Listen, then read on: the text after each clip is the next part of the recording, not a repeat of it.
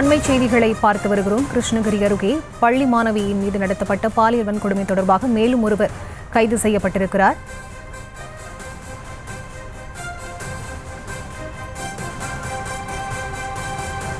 அண்மை செய்திகளை பார்த்து வருகிறோம்.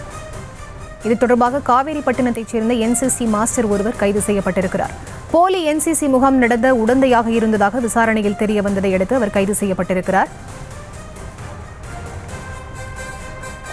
இது தொடர்பான முழுமையான விவரங்களோடு இணைகிறார் எமது செய்தியாளர் பிரதீப். அவரிடம் பேசலாம். வணக்கம் பிரதீப், விவரங்கள்.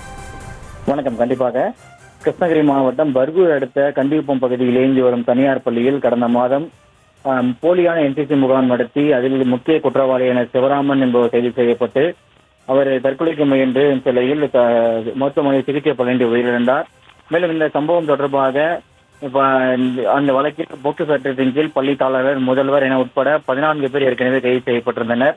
இந்த நிலையில் சிவராமன் உயிரிழந்த நிலையில் சிவராமனுக்கு பயிற்சி அளித்ததாக கூறி காவேரிப்பட்டினம், அதாவது கிருஷ்ணகிரி மாவட்டம் காவேரிப்பட்டினம் பகுதியில் இருந்த என்சிசி மாஸ்டர் கோபு என்பவரை இந்த சம்பவத்தை தொடர்ந்து சிறப்பு புலனாய்வு குழுவினர் விசாரணை மேற்கொண்டு வந்தனர். இந்த நிலையில் கோபுவுக்கும் சிவராமனுக்கும் தொடர்பு உள்ளதை அடுத்து அவருக்கு இவர் போலியான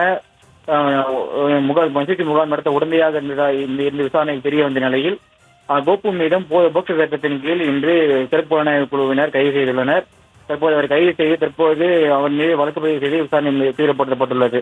மேலும் இந்த சிறப்பு புலனாய்வு குழு இது போன்ற சம்பவங்கள் நடந்துள்ளதா என்பதையும் தீவிரமாக விசாரணை மேற்கொண்டு வருகின்றனர்.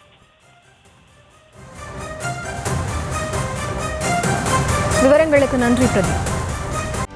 செய்திகளை உடனுக்குடனும் துல்லியமாகவும் தெரிந்து கொள்ள சப்ஸ்கிரைப் பண்ணுங்க.